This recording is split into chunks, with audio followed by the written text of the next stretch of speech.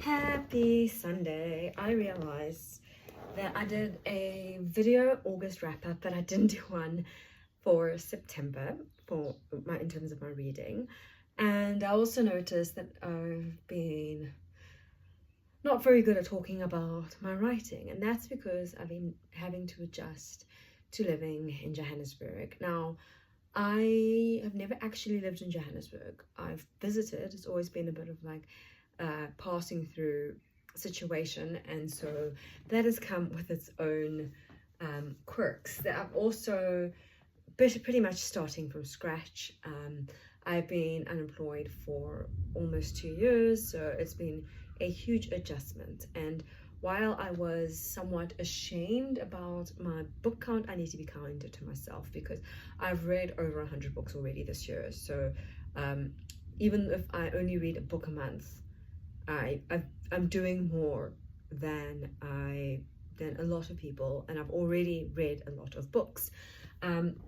So I think for today's Let's Talk About Writing reading session, I'm going to think about or like revisit some of the books that I read. Okay, so in September I read 5 books.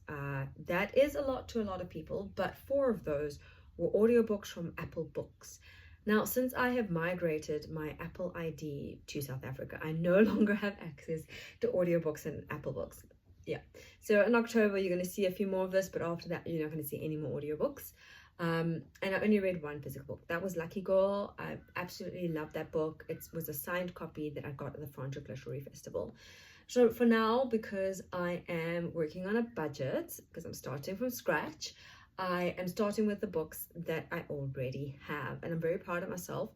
My commute reads, I haven't been very good at them. It's taking me a lot longer, in part because sometimes I work from home, and in part because sometimes my life stresses have made it harder for me to read.